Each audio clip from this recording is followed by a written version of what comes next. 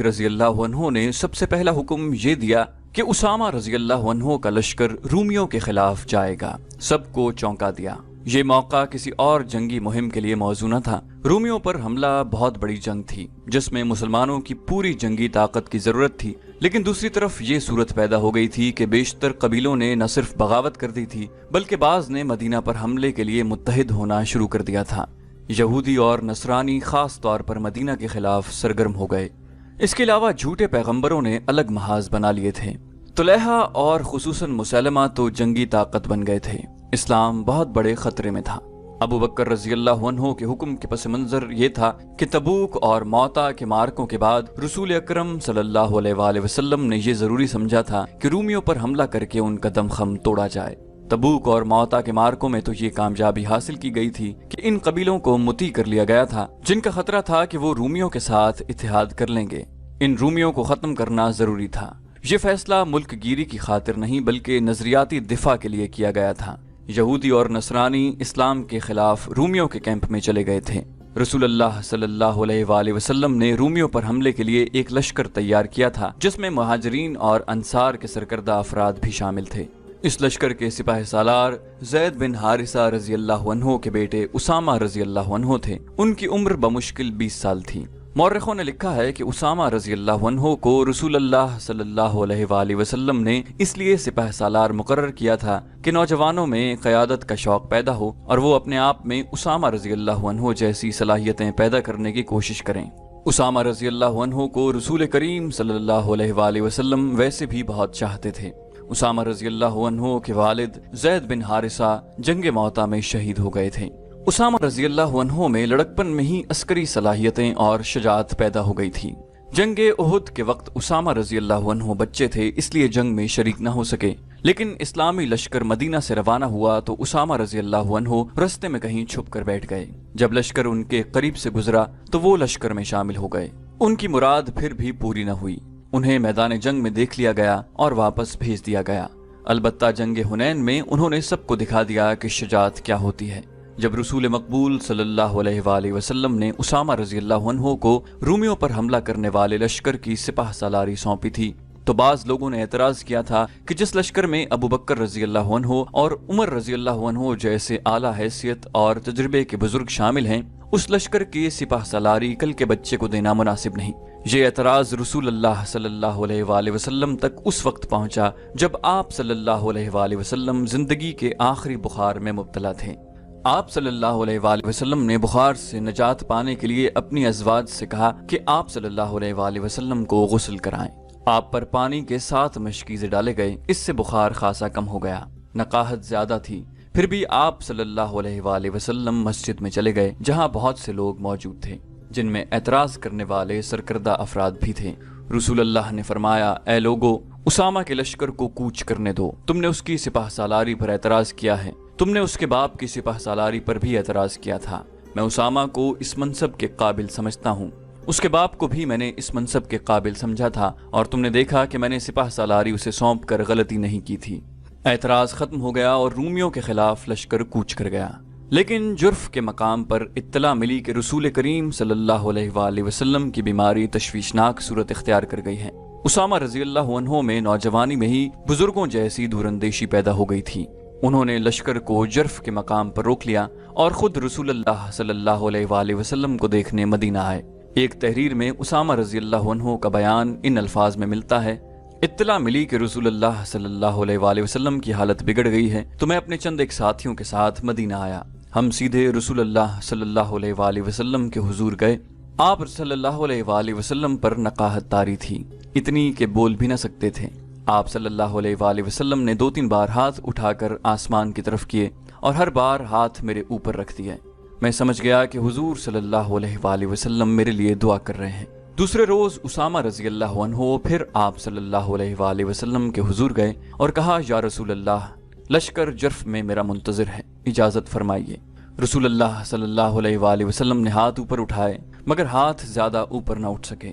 ज़ौफ बहुत ज्यादा बढ़ गया था। उसामा रजी अल्लाह अन्हु दिल पर गम का बोझ, आंखों में आंसू लेकर रवाना हो गए।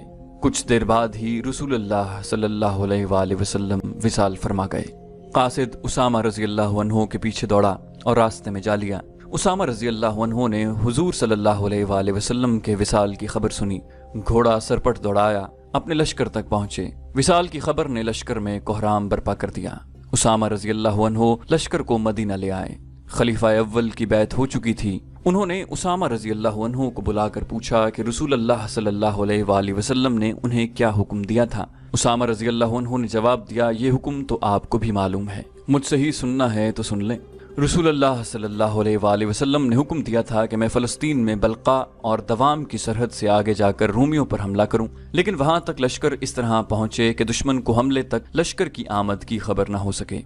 अबू बकर रजी अल्लाह अन्हो ने कहा, जाओ उसामा, अपना लश्कर ले जाओ और रसूल अल्लाह सल्लल्लाहु अलैहि वसल्लम के हुक्म की तामील करो।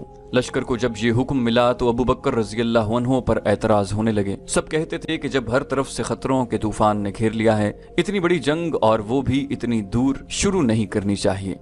इस लश्कर की इन फितनों की सरकूबी के लिए जरूरत है जो बड़ी तेजी से उठ रहे हैं।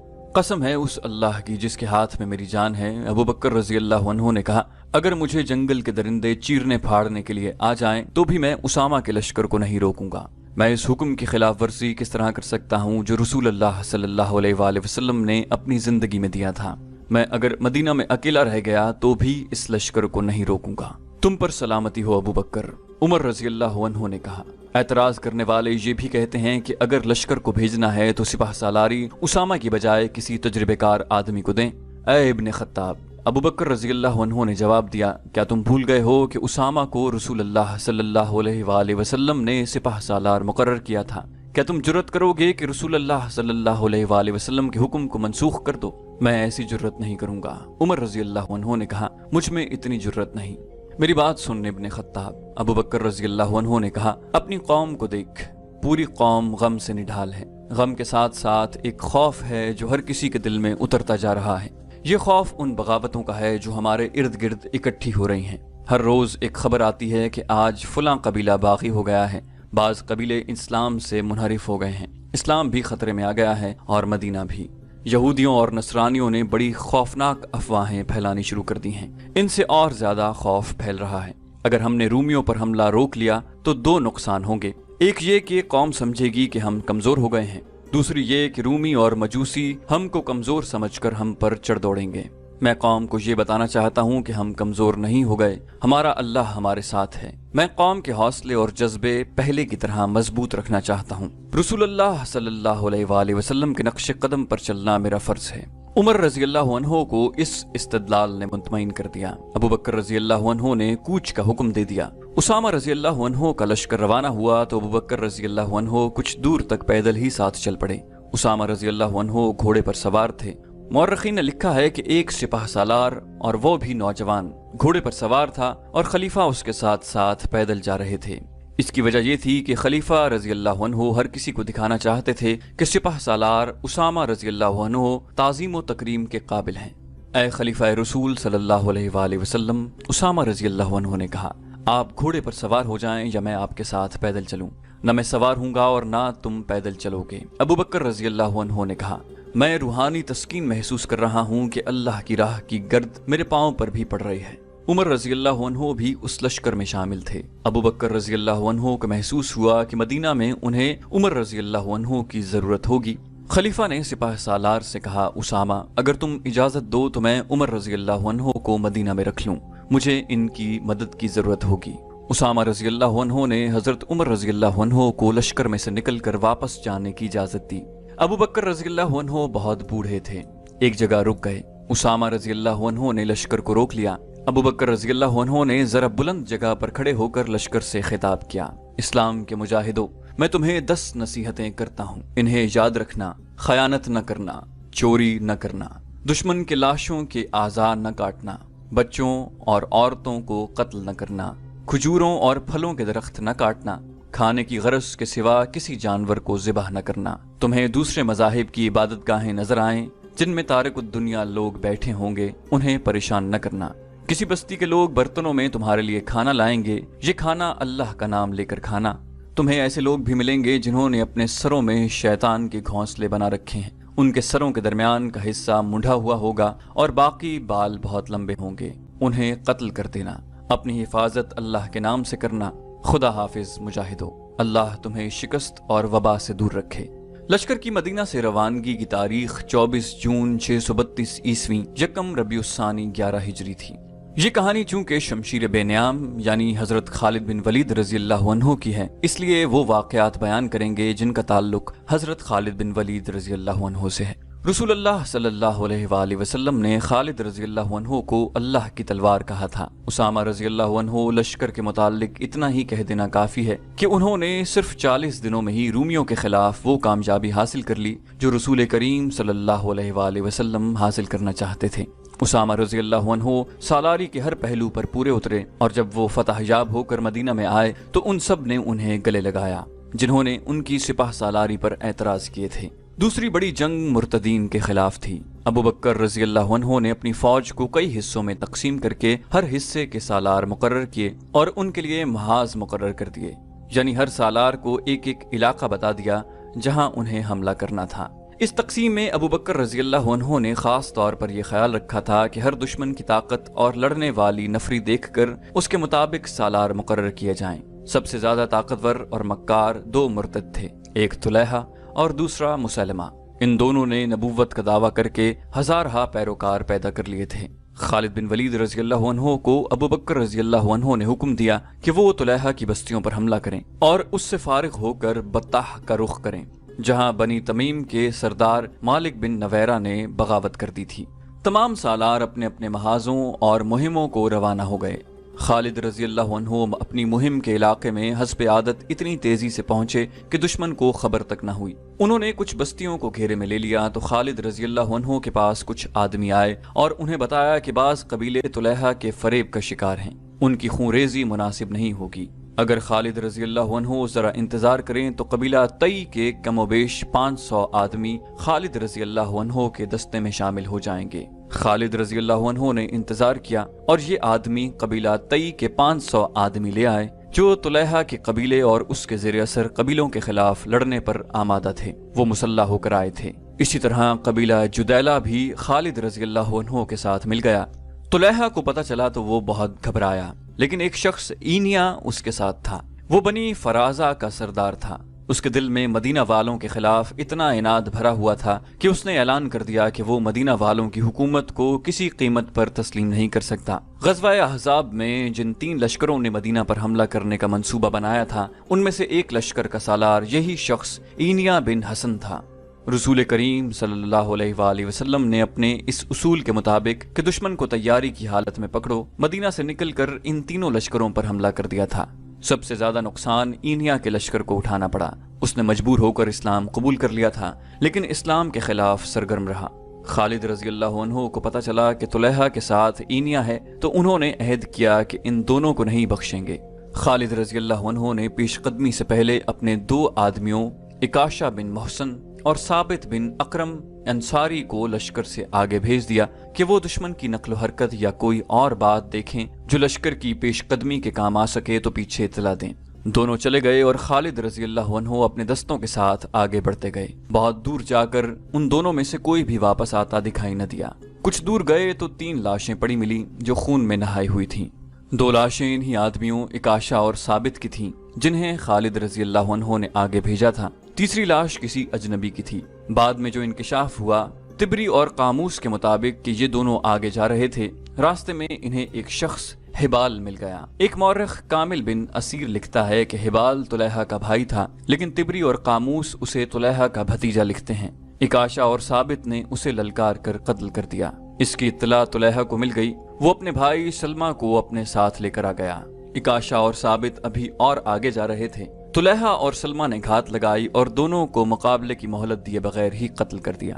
خالد رضی اللہ عنہ آگ بگولا ہو گئے اور طلحہ کی بستی پر جا تھمکے۔ اینیا طلحہ کی فوج کی کمان کر رہا تھا اور طلحہ ایک خیمے میں نبی بنا بیٹھا تھا۔ اینیا نے مسلمانوں کا قہر اور غضب دیکھا تو وہ اپنا لشکر چھوڑ کر طلحہ کے پاس گیا۔ وہ طلحہ کو نبی مانتا تھا۔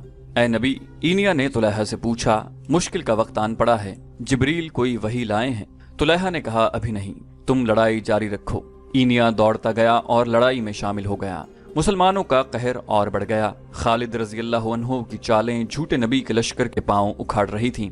اینیا ایک بار پھر طلحہ کے پاس گیا۔ اے نبی، اس نے طلحہ سے پوچھا، کوئی وحی نازل ہوئی؟ طلحہ نے کہا، ابھی نہیں، تم لڑائی جاری رکھو۔ اینیا نے جھنجھلا کر پوچھا، وحی کب نازل ہوگی؟ تم کہا کرتے ہو کہ مشکل کے وقت وحی نازل ہوتی ہے۔ خدا تک میری دعا پہنچ گئی ہے، طلحہ نے کہا، وحی کا انتظار ہے۔ اینیا اپنے لشکر میں چلا گیا، مگر اب اس کا لشکر خالد رضی اللہ عنہ کے گھیرے میں آ گیا تھا۔ اینیا گھبراہٹ کے عالم میں ایک بار پھر طلحہ کے پاس گیا اور اسے اپنے لشکر کی کیفیت بتا کر پوچھا کہ وحی نازل ہوئی یا نہیں۔ طلحہ نے جواب دیا، ہاں وحی نازل ہو چکی ہے۔ کیا؟ یہ کہ طلحہ نے جواب دیا، مسلمان بھی جنگ لڑ رہے ہیں، تم بھی جنگ لڑ رہے ہو، تم اس وقت کو کبھی نہ بھول سکو گے۔ اینیا کو کچھ اور توقع تھی، لیکن طلحہ نے اسے مایوس کر دیا تھا۔ اسے یہ بھی پتا چل گیا کہ طلحہ جھوٹ بول رہا ہے۔ اینیا نے غصے سے کہا، وہ وقت جلد ہی آ رہا ہے جسے تم ساری عمر نہیں بھول سکو گے۔ اینیا دوڑتا باہر گیا اور چلا چلا کر اپنے قبیلے سے کہنے لگا، اے بنو فرازہ، طلحہ کذاب ہے، جھوٹے نبی کے پیچھے جانیں مت گواؤ، بھاگو اپنی جانیں بچاؤ۔ بنو فرازہ تو بھاگ اٹھے۔ طلحہ کے اپنے قبیلے کے لڑنے والے لوگ طلحہ کے خیمے کے ارد گرد جمع ہو گئے۔ خالد رضی اللہ عنہ تماشا دیکھنے لگے۔ طلحہ کے خیمے کے ساتھ ایک گھوڑا اور ایک اونٹ تیار کھڑے تھے۔ قبیلہ طلحہ سے پوچھ رہا تھا کہ پھر اب کیا حکم ہے؟ طلحہ کی بیوی جس کا نام نوار تھا اس کے ساتھ تھی۔ طلحہ گھوڑے پر سوار ہو گیا اور اس کی بیوی اونٹ پر چڑھ بیٹھی۔ لوگوں، طلحہ نے اپنے قبیلے سے کہا، میری طرح جس کے پاس بھاگنے کا انتظام ہے وہ اپنے بیوی بچوں کو لے کر بھاگ جائے۔ اس طرح اس کذاب کا فتنہ ختم ہو گیا۔ عمر رضی اللہ عنہ کے دور خلافت میں طلحہ نے ان کے ہاتھ پر بیعت کی اور مسلمان ہو گیا۔ خالد رضی اللہ عنہ نے اور کئی قبیلوں کو مطیع کیا اور انہیں ارتداد کی کڑی سزا دی۔ ان پر اپنی شرائط عائد کی۔ اسلام سے جو منحرف ہو گئے تھے انہیں دوبارہ حلقہ بگوش اسلام کیا۔ طلحہ کی نبوت کو بھی خالد رضی اللہ عنہ نے ختم کر دیا، اور اینیا جو یہودیوں سے بڑھ کر مسلمانوں کا دشمن تھا ایسا بھاگا کہ اس نے عراق جا کر دم لیا، مگر اس کا زہر ابھی پیچھے رہ گیا تھا۔ یہ زہر ایک عورت کی شکل میں تھا جو سلمہ کہلاتی تھی۔ سلمہ بنو فرازہ کی سرداروں کے خاندان کی ایک مشہور عورت ام قرفہ کی بیٹی تھی۔ رسول کریم صلی اللہ علیہ وآلہ وسلم کی زندگی کا واقعہ ہے کہ زید بن حارثہ رضی اللہ عنہ بنی فرازہ کے علاقے میں جا نکلے۔ یہ قبیلہ مسلمانوں کا جانی دشمن تھا۔ وادی القرا میں زید رضی اللہ عنہ کا سامنا بنی فرازہ کے چند آدمیوں سے ہو گیا۔ زید رضی اللہ عنہ کے ساتھ بہت تھوڑے آدمی تھے۔ بنی فرازہ کے ان آدمیوں نے ان سب کو قتل کر دیا اور زید رضی اللہ عنہ کو گہرے زخم آئے۔ وہ گرتے پڑتے مدینہ پہنچ گئے۔ جب ان کے زخم ٹھیک ہو گئے تو رسول اکرم صلی اللہ علیہ وآلہ وسلم نے انہیں باقاعدہ فوجی دستے دے کر بنو فرازہ پر حملے کے لیے بھیجا۔ مسلمانوں نے بنی فرازہ کے بہت سے آدمیوں کو ہلاک اور کچھ کو قید کر لیا۔ جھڑپ بڑی خونریز تھی۔ ان قیدیوں میں ام قرفہ فاطمہ بنت بدر بھی تھی۔ اس عورت کی شہرت یہ تھی کہ اپنے قبیلے کے علاوہ دوسرے قبیلوں کو بھی مسلمانوں کے خلاف بھڑکاتی رہتی تھی۔ اسے مدینہ لا کر سزائے موت دے دی گئی تھی۔ اس کے ساتھ اس کی کمسن بیٹی ام زمل سلمہ بھی تھی۔ رسول کریم صلی اللہ علیہ وآلہ وسلم نے یہ لڑکی ام المومنین عائشہ صدیقہ رضی اللہ عنہ کے حوالے کر دی۔ اسے پیار سے رکھا گیا مگر وہ ہر وقت اداس رہتی تھی۔ عائشہ صدیقہ رضی اللہ عنہ نے اس پر رحم کرتے ہوئے اسے آزاد کر دیا، بجائے اس کے کہ سلمہ مسلمانوں کی شکر گزار ہوتی کہ اسے لونڈی نہ رہنے دیا گیا اور اسے آزاد کر کے اونچی حیثیت میں واپس بھیج دیا گیا۔ اس نے اپنے دل میں اپنی ماں کے قتل کا انتقام رکھ لیا اور جنگی تربیت حاصل کرنے لگی۔ وہ سرداروں کے خاندان کی لڑکی تھی، اس میں قیادت کے جوہر بھی پیدا ہو گئے۔ اس نے مسلمانوں کے خلاف ایک لشکر تیار کر لیا اور مدینہ پر حملے کے لیے پر تولنے لگے، مگر مسلمان ایک جنگی قوت بن چکے تھے، اس لیے سلمہ مدینہ کے قریب آنے کی جرت نہ کر سکی۔ اب طلحہ اور اینیا کو شکست ہوئی تو سلمہ میدان میں آ گئی۔ اس کی ماں اینیا کی چچا زاد بہن تھی۔ جن قبیلوں نے خالد رضی اللہ عنہ سے ٹکر لی تھی انہیں یہ لڑائی بہت مہنگی پڑی تھی۔ جو بچ گئے تھے وہ ادھر ادھر بھاگ گئے۔ ان میں غطفان، طی، بنو سلیم اور حوازن کے بعض سرکردہ لوگ سلمہ کے ہاں جا پہنچے اور عہد کیا کہ سلمہ اگر ان کا ساتھ دے تو وہ مسلمانوں سے انتقام لینے کے لیے جانیں قربان کر دیں گے۔ سلمہ تو موقع کی تلاش میں تھی، وہ تیار ہو گئی اور چند دنوں میں اپنا لشکر تیار کر کے روانہ ہو گئی۔ اس وقت خالد رضی اللہ عنہ بزاخہ میں تھے جہاں انہوں نے طلحہ کو شکست دی تھی۔ انہیں اطلاع ملی کہ بنو فرازہ کا لشکر آ رہا ہے۔ خالد رضی اللہ عنہ نے اپنے دستوں کو تیار کر لیا۔ جس طرح سلمہ کی ماں اپنے جنگی اونٹ پر سوار ہو کر لشکر کے آگے آگے چلا کرتی تھی، اسی طرح سلمہ بھی اپنے لشکر کے آگے آگے تھی۔ اس کے ارد گرد 100 شتر سواروں کا گھیرا تھا جو تلواروں اور برچھیوں سے مسلح تھا۔ یہ لشکر جوش و خروش بلکہ قہر اور غضب کے نعرے لگاتا آ رہا تھا۔ خالد رضی اللہ عنہ نے انتظار نہ کیا کہ دشمن اور قریب آئے۔ ان کے ساتھ نفری تھوڑی تھی۔ وہ دشمن کو اتنی مہلت نہیں دینا چاہتے تھے کہ وہ حملے کی ترتیب یا قلیل تعداد مسلمانوں کو نفری کے افراد کے بلبوتے پر گھیرے میں لینے کی پوزیشن میں آئے۔ خالد رضی اللہ عنہ نے ہلہ بولنے کے انداز سے حملہ کر دیا۔ انہیں معلوم تھا کہ دشمن کا لشکر سفر کا تھکا ہوا ہے۔ خالد رضی اللہ عنہ نے دشمن کی اس جسمانی کیفیت سے بھی فائدہ اٹھایا۔ سلمہ جو 100 جانثار شتر سواروں کے حفاظتی نرغے میں تھی، اشتعال انگیز الفاظ سے اپنے لشکر کے جوش و خروش میں جان ڈال رہی تھی۔ مورخ لکھتے ہیں کہ بنو فرازہ نے خالد رضی اللہ عنہ کو بڑا ہی سخت مقابلہ دیا۔ نفری تھوڑی ہونے کی وجہ سے خالد رضی اللہ عنہ مجبور ہوتے جا رہے تھے اور دشمن کے حوصلے بڑھتے جا رہے تھے۔ سلمہ کی للکار اور الفاظ جلتی پر تیل کا کام کر رہے تھے۔ خالد رضی اللہ عنہ نے سوچا کہ صرف یہ عورت ماری جائے تو بنو فرازہ کے قدم اکھڑ جائیں گے۔ انہوں نے اپنے چند ایک منتخب جاں بازوں سے کہا کہ وہ سلمہ کا حفاظتی حصار توڑ کر اسے اونٹ سے گرا دیں۔ سلمہ کے محافظ بھی جاں باز ہی تھے۔ وہ خالد رضی اللہ عنہ کے جاں بازوں کو قریب نہ آنے دیتے۔ ان جاں بازوں نے یہ طریقہ اختیار کیا کہ ایک ایک محافظ شتر سواروں کو دوسروں سے الگ کر کے مارنا شروع کر دیا۔ اس طرح جاں بازوں نے گھیرا توڑ دیا، لیکن کوئی جاں باز سلمہ تک نہیں پہنچ سکا تھا۔ زخمی ہو کر پیچھے آ جاتا تھا۔ آخر پورے 100 محافظ مارے گئے۔ خالد رضی اللہ عنہ کو اس کی بہت بڑی قیمت دینی پڑی۔ جاں بازوں نے تلواروں سے سلمہ کے کچاوے کی رسیاں کاٹ دیں۔ کچاوا سلمہ سمیت نیچے آ پڑا۔ جاں بازوں نے خالد رضی اللہ عنہ کی طرف دیکھا کہ کیا حکم ہے، قیدی بنانا ہے یا قتل کرنا ہے۔ خالد رضی اللہ عنہ نے ہاتھ سے اشارہ کیا۔ ایک جاں باز نے تلوار کے ایک ہی وار سے سلمہ کا سر تن سے جدا کر دیا۔ بنو فرازہ نے یہ منظر دیکھا تو ان میں بھگدڑ مچ گئی اور وہ اپنی لاشوں اور زخمیوں کو چھوڑ کر بھاگ گئے۔ مدینہ سے تقریباً 275 میل شمال مشرق میں بطاح نام کا ایک چھوٹا سا گاؤں ہے جس میں بدوؤں کے چند ایک کنبے ہیں۔ اس گاؤں کو کوئی اہمیت حاصل نہیں۔ اگر وہاں ادھر ادھر غور سے دیکھیں تو ایسے آثار ملتے ہیں جیسے یہاں کبھی کوئی شہر آباد رہا ہو۔